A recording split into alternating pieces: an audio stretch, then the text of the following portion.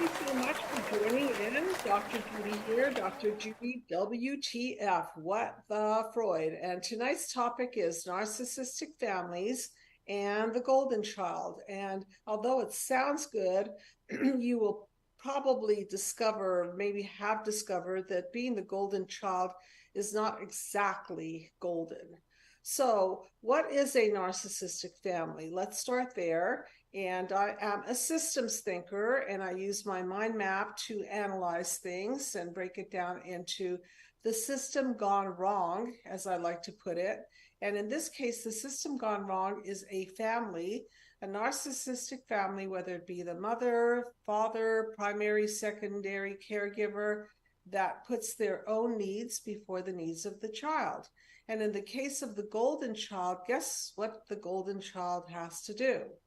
Well, they have to abide and they have to conform and they have to please and they have to be human doers to the agenda of the parents. And that's the deal.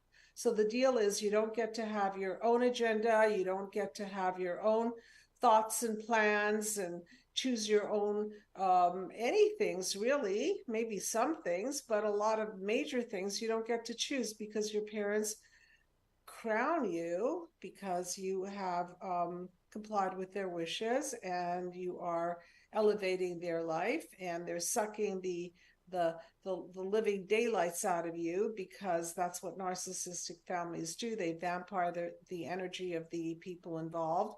And in order to attain that golden status, well, you better do good. Okay, so this is a call-in show, everybody. Please call in. That number is 323-524-2599. And so we're going to take some Q&As and get on the couch and we can look at how you have been made to be a human doing, what you did to comply with the family's rules and wishes, and how you got the golden crown, and how maybe some other people in your family got scapegoated or lost or whatever position they were given as a result of this system gone wrong. So let's put the mind map up so that you can understand what I mean by wounds of childhood. So you see, panel 1, 2, 3 is how we have been encoded by our caregivers. 4, 5, 6 is the chaos, defenses, and breakdowns that we experience as a result of poor encoding, kind of like a bad blueprint. And 7, 8, 9 is where we want to go because we want a paradigm shift out of all of this craziness, and we want to heal ourselves and recode ourselves into health so that we can be the cause of better outcomes for part 2 of our lives. So speaking of be the cause, the book Be the Cause, Healing Human Disconnect is available to all of you for free in PDF form. If you want to buy the hard copy, go on Amazon.com. You could pick it up, I think, for $15, $16, and then whatever they charge for shipping. And the book is really a connect the dots, as you can see by the cover, connect the dots between your wounds and reactions and encodings and how they took you down and how to morph out of the mess. So by reading the book, you get a deeper understanding of the mind map. And then, of course, by doing the work, you get an even deeper understanding of the mind map. And now I have a new video for everyone that is finally out. It is being uploaded as we speak. It should be ready in the next day or two. Healing from Narcissistic Abuse, my life's work all on one video, so that I have really done so much to allow you to walk through these steps, even without the aid of a therapist or life coach or psychologist or whoever. You can do it yourself in the privacy of your own home. And I've made it very, very easy for you to understand because the mind map will take you on this journey. See, the Be the Cause Mind Map Journey video series is a journey taking you from the wounds of childhood, how they impacted, dismantling all of the effects on your psyche, and then shifting you out. And it comes with the journal that is the companion piece, the journal called Healing from Narcissistic Abuse. and then the book and a few other goodies along the way. And if you want, of course, you can always do the journey with the help of somebody on the team, or just do it yourself, because that's what it's really meant to do. As many of you know, I'm not a fan of keeping people in therapy for long and doing useless talk therapy. This is super psychoeducational, and you will understand the family system gone wrong. But right now, we're focusing on the golden child. So, what is that wound like? Panel 1 wound of the golden child. Again, it is when you are rewarded for doing, but not who you are being. So, possibly it's the case in your family that your emotions are ignored, your wants and wishes are ignored. But if you do what's compliantly useful to your family, then you get rewarded. And after many, many, many rewards, you get to be the golden child. And this is not golden, because guess who ends up hating you at the end of the day? You've got siblings who maybe are the mascot or the lost child or the scapegoat. So those kids in the family are not going to like you very much, because you're the one that gets the special treatment, and they're the ones that are kicked to the curb. And so this is what narcissistic families do. They set up the family so that the siblings start to rival against you, creating a disconnect between you and your brothers and your sisters. And so who gets to really be king and queen here is mommy dearest and daddy dearest. They get to take the throne, and then you get to be the little golden prince. And then if you do that good job and represent their needs and wishes, then probably you'll get to inherit the kingdom. So doesn't that sound good? Not really. Okay. So is there anybody out there that can identify with this and really understand from the inside out what living like a golden child is like, and how it's not that golden? So I want to hear from you, obviously, and I want to hear how you see things from a golden child perspective, and what are some of the downsides of being that golden child. So let's talk about spoiling and smothering, and how that leads to disconnection, because this is what I do for a living, healing human disconnect. So why would doing and being rewarded for doing and not for your feelings be disconnecting? Well, it's kind of obvious, right? If you're only valued for what you do and not how you feel, and you're not empathized with and mirrored and attuned to, if you're spoiled and smothered, then you don't really have an opportunity to form deep, meaningful connections, which is really the blueprint of forming deep, meaningful connections later on in life. So often the golden child is used to performance, and they may be really, really good at their job, or really good in school, really good at sports, and really good at taking the crown and taking the trophy. You've heard the term trophy child. But what they're not good at is, I'll go right to panel number 7. Okay, so what is panel number 7? It's synergy. They're not good at interconnecting. They are not good at creating the 1 + 1 is greater than 2 phenomenon, which is my model for synergy. So they're good at adding to somebody's life, particularly the parent's life. But then when they get married, what happens is they really don't know how to mirror and attune to their spouses, and they don't really know how to do it with their children either. And so they end up being performers of life, without the qualities of being emotionally connected, which is so important to our mental health. And so that's what's missing. So in the video, of course, I talk a lot about narcissism because that's what the video is about, and how narcissists are missing the empathy chip. And when you're taught to be a human doing and not a human being, you don't develop this, what I call the empathy chip. And so you don't know how to connect. You only know how to connect by doing. So if you end up with somebody who appreciates your performances and values, let's say, your money or your good looks or your job or so on, okay, I understand. That's a good feeling to be valued on that level. But what really counts is being connected to somebody and being understood by another human being and understanding another human being, because that's where the real connection comes in. So is there anybody out there who would like to speak a little bit about being the golden child, what it's like for you to be in a family system gone terribly wrong where you are valued for what you do?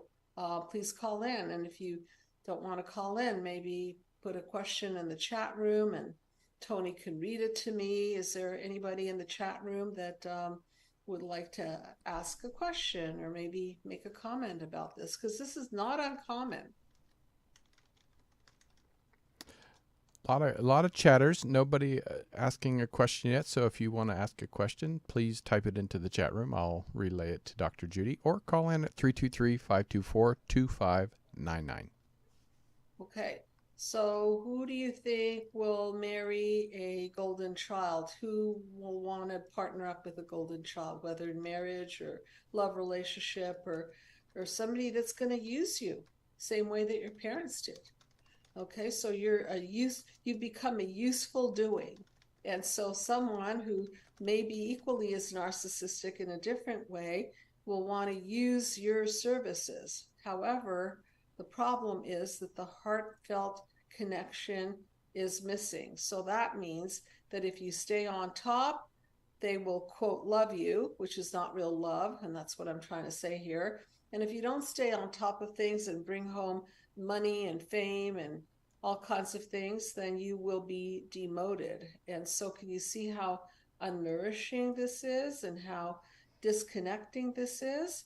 And then what about what happens to the other siblings who are the scapegoats? They're the ones that suffer because, first of all, they don't get to have a relationship with you because synergy with the siblings is not encouraged in a narcissistic family. The only people who matter are mom and dad, and pleasing them and really being groomed for the role of taking over the family inheritance or the family business or anything to do with prospering the family. And so that's a big burden for one person to bear. And then, of course, it creates jealousy. So how do you think the other siblings feel when you get the rewards of life and they get to be kicked to the curb? And we have a call. So I ask you that question. Hi, thank you so much for calling in. And what name would you like me to call you? I like to go by Marie. Emily? Marie. Marie. Hi, Marie. Thanks for calling in. Hi, thank you. I love this. I love the topic that you have tonight because I have a friend who is married to a golden child, and it's so crazy. You know, I've been very supportive and just being a good friend, but it's unfortunate that people can be in denial of, you know, the long-term effect or the long-term, personality like that. So I just wanted to listen in and just really hear what you have to say. But I love your show, and I'm just so happy you're speaking on it. So let me ask you this. What are you seeing? Okay, so you're outside looking in. What's it like for the husband? What's it like for the wife? How is he behaving? What does she appreciate? What does she not appreciate? Yeah. He's the actual golden child, and he's like the, you know, things will be fine, a very passive kind of behavior he has. And like, she's done everything. She like disrespects him. talks down to him. She loves money, just like he's nothing, he's nothing to her, and he won't get a divorce. And he's just like, it's okay. Like, treats him any kind of way. He doesn't have, any respect as a dad. And it's just so unfortunate, but,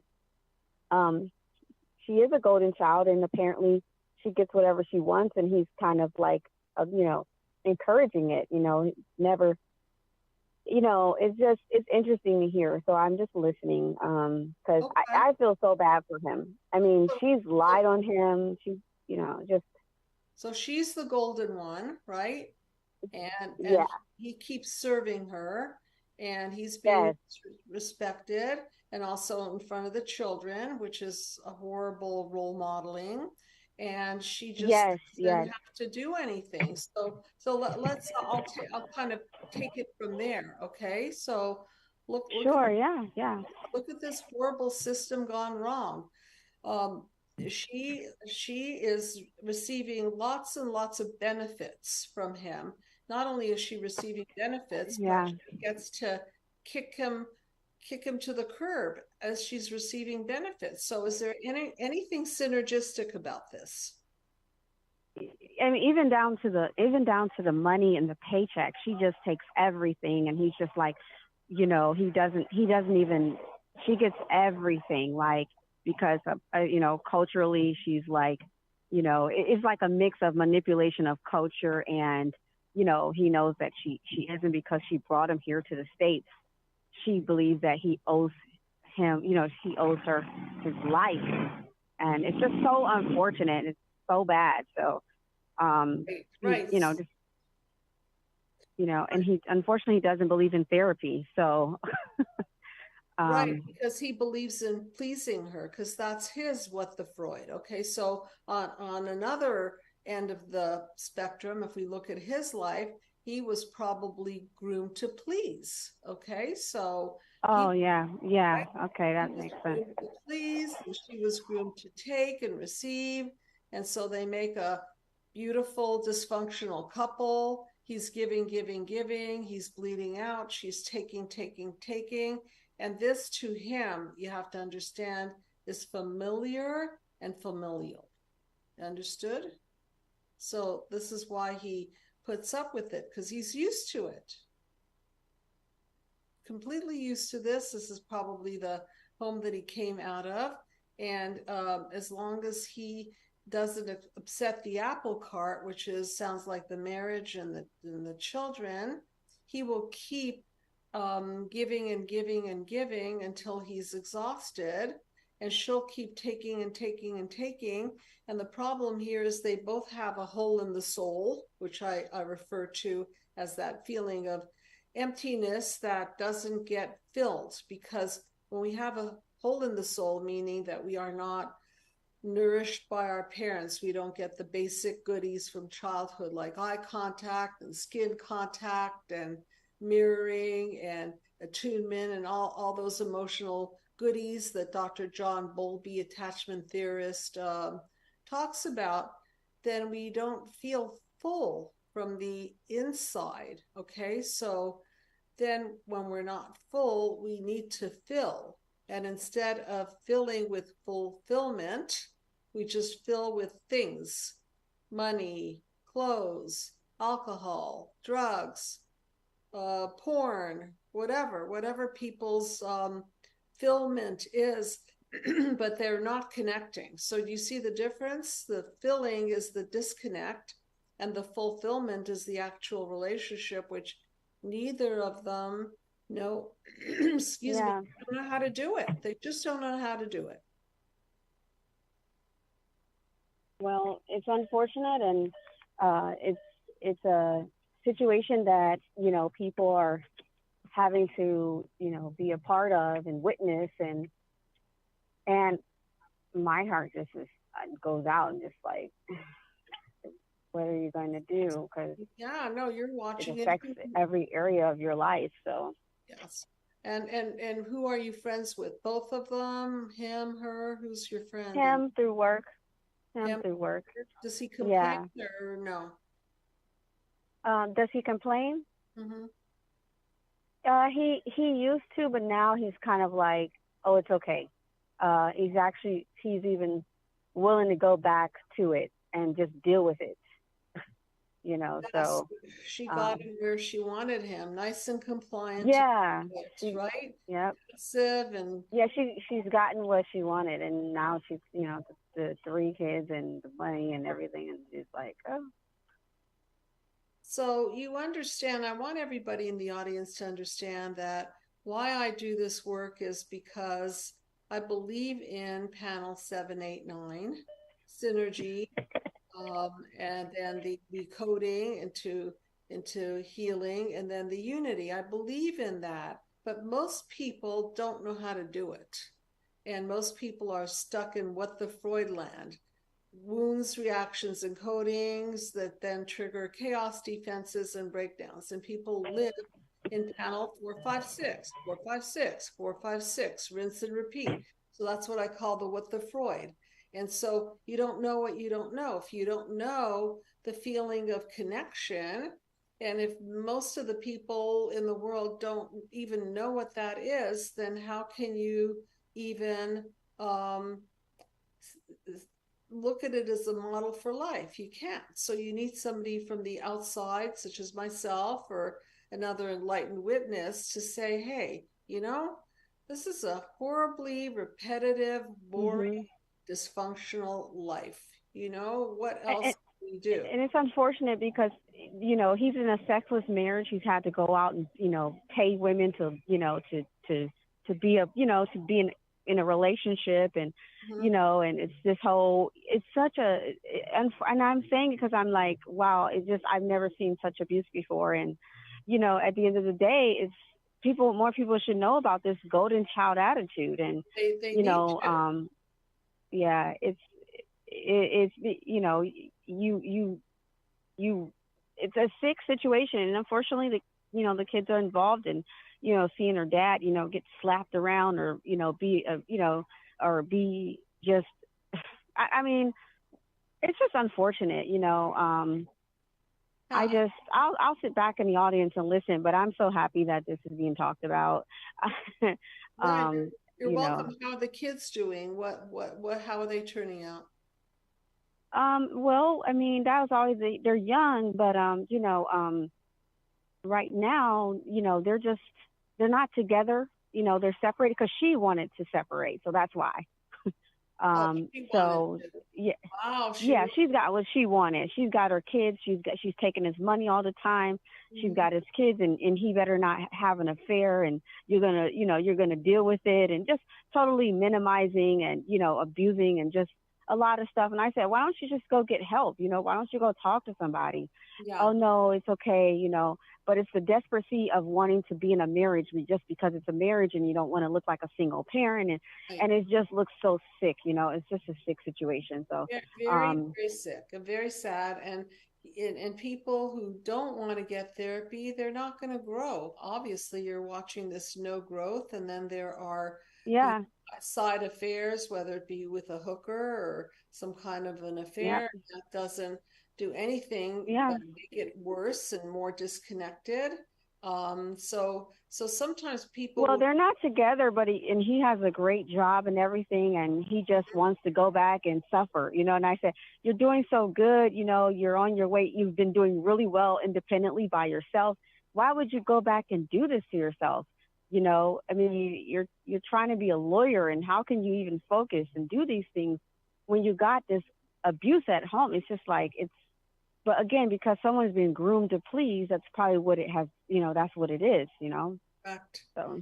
And speaking of he's a lawyer, right? He's got to have his mind square. He's got to be sharp and ethical. And so one thing he's being unethical to is himself. He's being unethical to himself because it's unethical to abuse another person, and he's allowing for it. Correct? So um, Yeah, yeah. so look, if you're so inclined, connect him to the link to the show and the book, and maybe he'll open his eyes. Maybe he'll watch this particular episode and sometimes people have to really, really break down in order to bottom out, like an alcoholic, sometimes people Yeah, have to well, break down and end up on the brink of death or the brink of some kind yeah, of well, disaster. So, he felt really low, but he's willing to go back into it, and he thinks that, oh, it was his cheating, and that it led this. And I just told him, even if you had an affair, your wife, you have said it, that she's withholding from you. It's a way of power for her, and she knows what she's doing because she's the golden child, and so she's going to use that as leverage to, she doesn't see herself as a wife or a mother. She sees herself as she selfishly sees herself as, I'm willing to sacrifice my situation and have my kids unstable. And I just told him, if you should talk to somebody and just try to see, but you guys, it is what it is. So I will send him your number, but I just feel really, I'm on. I don't see that he's willing to see that. I think he knows it, but he's willing to tolerate the situation as long as he can be with his family. I think that's yes, what it is, that he's yeah, willing to tolerate it. it's a deal between them, and it's not a good one. Neither is it good for her because she's not growing. She's not achieving any level of human intimacy, and so that's all she gets is fulfillment rather than fulfillment. So I really appreciate you calling in, and I think you're getting a good bird's eye view of what the golden child can do to a family and who hooks up with a golden child. And so, thank you so much. And I guess you're just going to watch. Thank you so much. You're Thank you. welcome. Yeah, take care. So as you can hear, this is a real devolving situation. And status quo is what she described, what Marie described, that she's going to continue to control the children and control the money, and he's going to continue to have his life with hookers or whoever, and nothing's gonna grow from this. And it's nothing from nothing is nothing. No synergy. If you look at panel number 5, it's a metaphor for defenses. So you could see that his defense is people pleasing, and her defense is really to control and manipulate. She's got a controlling defense, and he's got a pleasing defense. So that's the game of life they're playing. And we could all do better than that. We don't have to play that game of life of power and control versus love and intimacy.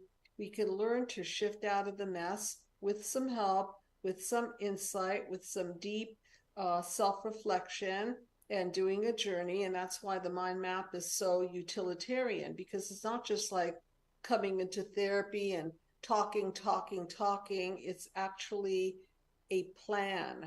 Okay. So, I'm on the web a lot. I'm hearing a lot of information, how to recognize narcissistic abuse, and what are the signs, and the 5 signs, and the 10 signs, and how to beat the narcissist at their own game, and so on and so forth.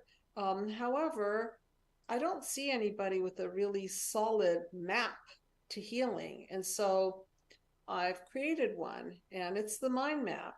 And specifically, the video Healing from Narcissistic Abuse addresses the abuses and neglects and the special treatment of children and the spoilage of children and the ignoring of the emotions of children. Because, see, when we talk about abuse, we think about hitting a child or calling a child names or something terrible, something physical. In the case of narcissistic abuse, it's much more subtle. It's sort of like this underlying deal. Let's make a deal. You please me, and I'll leave you my inheritance. You please me, and I'll give you more toys. You please me, and I'll smile at you and ignore the other children. So do you see how underhanded this is, how subversive this is. So this is not blatant abuse. Nobody necessarily is getting hit or abused. And that's why we don't recognize this kind of abuse, because it's not obvious to the naked eye, okay? But to the person in it, it sure feels strange. And to the people pleaser, they will always blame themselves. There's something that I'm not doing, or if I were only better or smarter or gave more or smiled more or pleased more, then you would love me. Well, you can't be loved by somebody who's missing an empathy chip. It just doesn't work that way. So if somebody is in a relationship to be loved with someone who is a people pleaser, or with somebody who is a vampire of energy, you're just not going to feel the love, because there is no love. It's a lack of empathy, which is the definition of apathy. And so how do people get apathetic? It's because they're not connected to. So we've got to go back to the cause. So if you want your children to feel connected to, you've got to do what Dr. John Bowlby and all the people who are studying attachment say, which is be a parent, have a family unit that is solid. Offer your children eye contact and skin contact and mirroring and attunement. Value them for who they are, not just what they do. If you spoil them, if you keep giving them things over recognition of their character, then what do you expect? You're going to have children that are going to be living life on the terms of giving things and not emotions. And then how could they form a healthy human relationship? So I'd like to hear from other people. Please call in. Love to hear from you. And chat room, you can ask questions in the chat room. But mainly, I want you to start to connect the dots and see that fulfillment and fulfillment are two different things. I think I did a show called Fulfillment versus Fulfillment. You could check that out.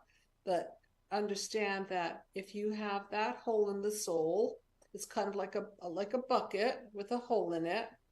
You can't fill up the bucket with water because it's always going to seep out. It will never feel fulfilled. It'll never fill because it's got a hole.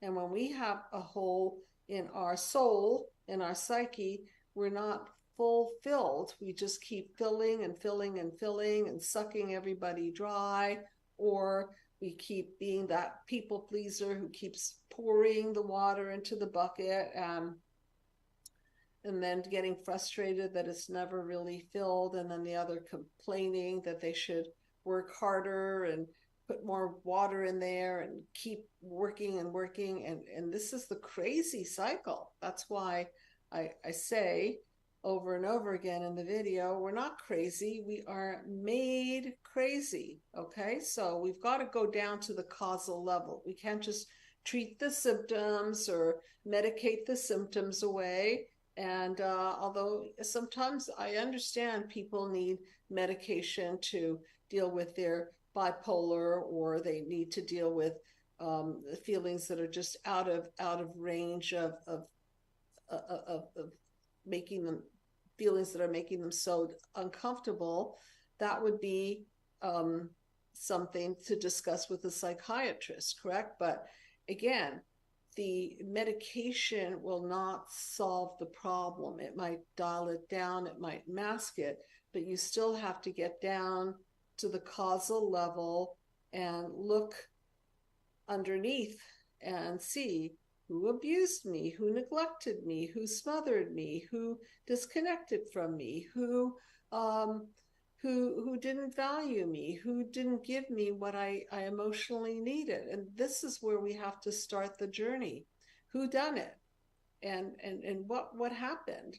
And how did I react to this? And what kind of horrible messages did I encode in my psyche? And now how do I replicate this psychovirus, as I like to refer to it, in other relationships, and why aren't I getting better, and why am I repeating things ad nauseum and not making forward progress, and why are my children turning out like me or my significant other, and why is this multi-generational? Well, I think you understand the answer to that. It's multi-generational because if we don't heal, we're going to pass it down to our children, and our children are watching us, and they're not listening necessarily to what we tell them to do, although they listen to that too. They're looking at how we are. How are we being? Are we being nurturing and kind? Are we connected to them? Or are we being rejecting? Are we ignoring their emotions? Are we rewarding them only for what we think is valuable to us? See, they're soaking that all in like a sponge. And unless you, as parents, intercept that and show them something else, the next generation is going to be psychologically inheriting the blueprint that you inherited, that your parents inherited, that their parents inherited, and it keeps going like this. But it doesn't have to, because you can be the cause of breaking this multi-generational pattern.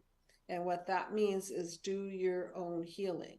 And a lot of that is centered around self-reflecting and picking a journey that's easy to follow. And the mind map is easy to follow. It's pretty direct.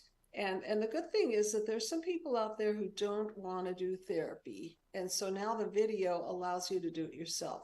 And a lot of people, no, don't bother me. I want to do it on my own schedule. I don't want to pay a fortune on a bunch of sessions. I don't want this to be on somebody else's time. I'm just going to do it on my own time in the privacy of my own home. And the video, Healing from Narcissistic Abuse, which you can now avail yourself of by connecting to the center. You just email me or call the center, and I will tell you more about it and send you a sample of the introduction so you could see what it is, what the process is, and then save yourself time, money, scheduling issues, and start to heal, and then break that multi-generational spell that you have psycho-inherited so that you don't have to hand it down to the next generation. And then you could be the cause of the next chapter of your life, because at this point, people who are in the system gone wrong and trapped in the system gone wrong are not the cause. They're living at the effect of the system. And this is why it is so disempowering, right? It's kind of like living under somebody else's rule. No power in it, no choices in it, no growth in it, no connection in it. It's an impoverished system is what it is. So I'd love to hear maybe from one other person. If you want to call in, please do. A little bit more about what our plans are around the video. You can obviously do it yourself. You can pair it with services, with the mind map person on the team. We're going to be offering webinars. Christiana Davidson is leading one right now. It's been fabulous, and we're going to do more. And so, yeah, what is the question in the chat room, please? So someone wants to know, can you be a golden child without having to do a plethora of things required by your parents? Oh, that's a really good question. Thought-provoking question. Thank you for that.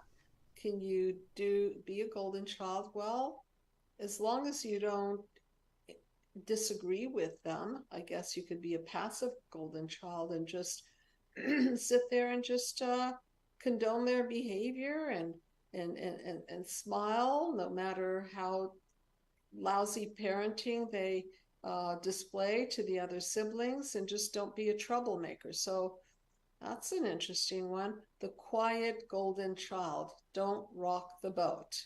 As long as you don't rock the boat, and kick up any fuss and make the parents look bad, maybe you'll be okay.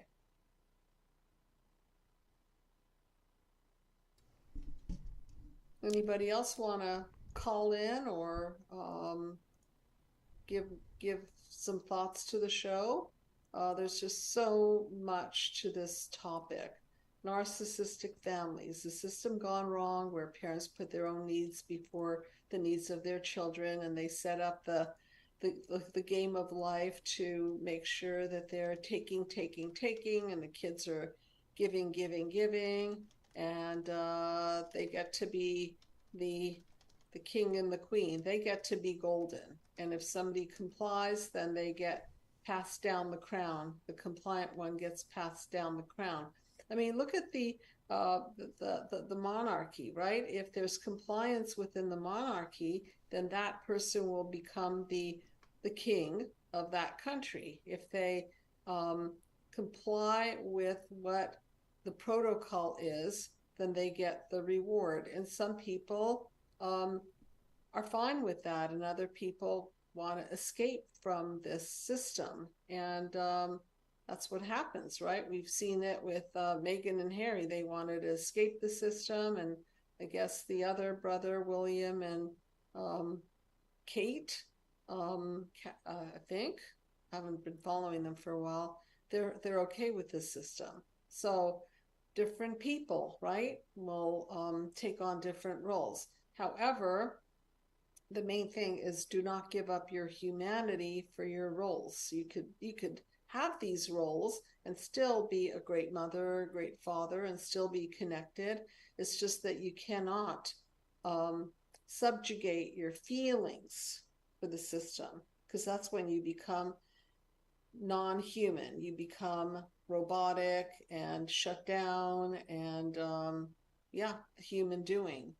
And the human doing is not connected. And the people that will connect to the human doing is the person who will suck them dry, because people like to take.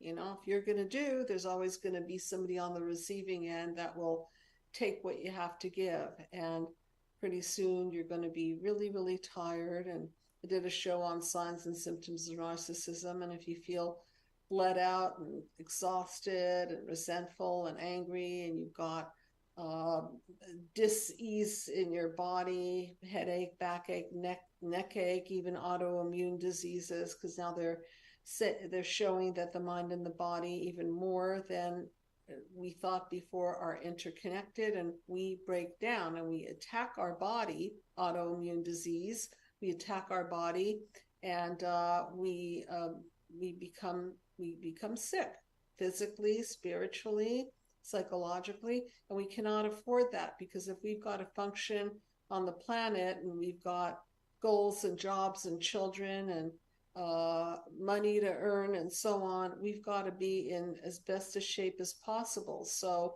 sometimes people say, oh, we can't afford therapy, we can't afford, well, I'm going to say it really clearly. You can't afford to not be in therapy if you need to be in therapy, because bleeding out not only shows up in bled out emotions, it's going to show up in your pocketbook also. Look at the example that Marie presented. This guy's pocketbook is bleeding out, and she's taking.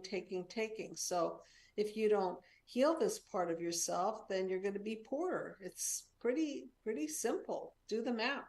So our mental health translates into our physical health and our physical health. And of course, if we're not well physically, we're going to spend money on chiropractors and doctors and medication and all kinds of things to correct the disconnects. So more and more mess, and you can see more and more chaos, financial chaos, physical chaos, spiritual chaos, all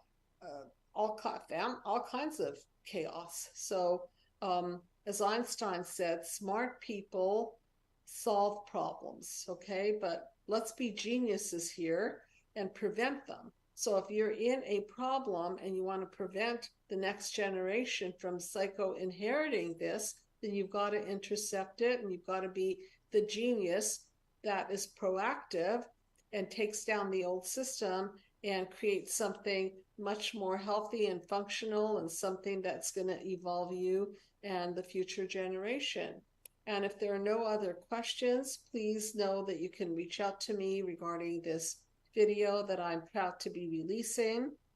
And if you want to be in a future webinar or have individual sessions with one of our team members, please call, and I'll answer all your questions or have somebody reach back to you. And the main thing is that you know whether you need this kind of healing. And if you know that you do not let it go, because it's not going to solve itself by life. It doesn't. It just keeps repeating itself. That's why I call it the WTF, the what the Freud. It's like a virus. If a virus needs to be attended, it's not going to heal itself. It needs to be intercepted. And same with psychological viruses. So no other questions in the chat room? Anybody else want to do a last minute call in? You're welcome to. So far, it looks like just mostly people chatting, and then no other calls at the moment. So, okay, all right. So please feel free to reach out, and I'm very, very happy that this video was done. I made several attempts at it, and I just wasn't happy with it, and I kept aborting them because it wasn't good enough. And this one I feel is very good enough. So I'm proud to have it out there and inquire. And I will see everyone next week. Have a wonderful week. Good night, everyone.